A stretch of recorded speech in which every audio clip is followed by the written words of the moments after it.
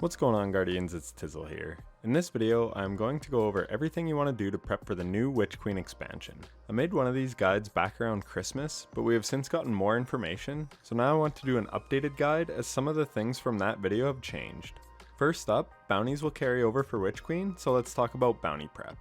Weekly bounties are the most important to do by far as they give the most experience. Hawthorne has 7 total weekly bounties that have to be done with clanmates, so if you aren't in a clan, get on some forums somewhere and find a buddy to pair up with to knock out a bunch of these bounties. They range from completing raids with clanmates to playing Gambit, Crucible, and Nightfall Strikes. If you start this week, you should be able to get all of them done before Witch Queen. As of yesterday, we have 2 more resets until Witch Queen drops. This means we have 3 weeks of content still to go. That is convenient because the next bounties require 3 weeks to complete. I'm talking the Varix bounties on Europa. There are 4 total, but 3 of them involve completing Empire hunts, and these rotate week to week. So if you start this week, you can complete all 3 before Witch Queen. That is pretty much it for the time-gated bounties. Next, let's look at Iron Banner, as it is sort of time-gated as well. We have Iron Banner back the week before Witch Queen launches. As you can see, I am holding 4 bounties from a previous Iron Banner, but there are 6 Iron Banner bounties total. So if I am lucky, the 2 I am missing will be available February 15th. If not, I will still have 4 Iron Banner bounties to turn in, so that is pretty good. If you aren't holding any right now, then definitely play IB when it rolls around in a couple weeks. After that, we have weeklies that can be completed at any time. Cosmodrome has 2 weekly bounties that are very easy to complete. The Moon has 4 total weeklies, 2 from Eris and 2 from the Lectern of Enchantment. And finally, we have the weekly Star Horse bounty, which can be acquired at Xur's treasure hoard from the Star Horse. Sadly, you can only hold one of these at a time, so you cannot stack them. The 30th anniversary content is not going away with Witch Queen, so these are fine to hang on to. And that is it for your weekly bounty sources. Do not do spider bounties at the Tangled Shore, as it is being sunset with Witch Queen. And stay away from the Dreaming City bounties, as they give drastically reduced XP. So if you're done all those bounties, then the next ones you want to save are daily bounties. You want 7 Gambit, Strike, Crucible, and Gunsmith bounties. You only want 7, as 8 will trigger a powerful reward, and in Witch Queen the power cap is 1550, but these will not drop higher than 1330 as they are from the previous season. But if you only hold 7, you can turn in 7 as soon as you get your artifact in Witch Queen, and then complete the 8th and it will drop a powerful reward up to 1550 light. If you still have room for a few more bounties, then just go ahead and do destination bounties or repeatable bounties. You can also delete your Cryptolith Lure, Hammer of Proving, and Splicer Gauntlet from the past few seasons, as these will no longer be useful.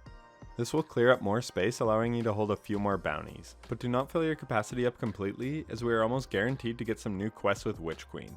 Personally, I am going to keep 5 slots open for Witch Queen quests, just to be on the safe side. So I will have 58 out of 63 on my quest capacity. That is probably overkill, but when Witch Queen starts, I will pick up Gunsmith bounties as they are super easy to do, and I can do them passively while doing the quests and campaign. And one final thing to note on bounties before we move on is make sure you do all 10 of your Threader bounties from A to 1 and do not carry any over. You cannot get those transmog slots back after this season goes away. And that's pretty much all we have to cover for the bounty prep. Now let us go into some general housekeeping tips. There are a surprising amount of vendors that give you rewards in this game, so make sure you square up with all of them and turn in all your rank up rewards. Grab any emblems or ghosts or ornaments that you may not have picked up. I had a lot of engrams to get from Shaxx, and if you turn all these in, you will get a ton of junk, but you may get a diamond in the rough as well. After turning in hundreds of engrams, I actually got a god roll contingency plan that I love. There are also more sources here than you think. Don't forget to check out Crow, the Wayfinder's Compass, the Splicer Servitor, Saint 14 if you play Trials. There are actually tons of engrams to be turned in. And though most of it will just be junk, that junk can be deleted for legendary shards to help you out going into Witch Queen. One thing you can use these legendary shards for is purchasing materials from Spider. I like to have a minimum of 2,000 of every material at all times, so check in periodically to see what he is selling and stock up. You can also purchase Glimmer, and if you have vault space, you can even bank Glimmer. You can buy certain ships and sparrows for 7,500 Glimmer and 5 legendary shards, and when you break them down, you get 5,000 Glimmer back and all your shards. So yes, it costs you 2,500 Glimmer, but if Spider is selling Glimmer for something you have a lot of, this is a good time to stock up and bank some ships and sparrows. I used to do this a lot, but with mods not costing Glimmer to be applied anymore, I am far less poor than I used to be. Thank you for the amazing quality of life change, Bungie. And speaking of quality of life and things that would make my life so much easier, let's talk about vault space. Again, Bungie has not mentioned we are getting more space, but if they do, this part will be less important. Regardless, it is always good to go through your vault and clear out stuff that you don't need. As you can see, I am always pinned on this and will not be doing it until very shortly before Witch Queen. I hang on to a lot of armor for builds and weapons for testing, as well as nostalgia's sake in some cases, but regardless. Witch Queen is sure to bring in lots of new items, so you want to have space to be able to hang on to your fun new toys. Plus, as much as I hate doing it, it feels good to purge. Speaking of housekeeping, you also want to set your characters up with lots of space going into the new DLC.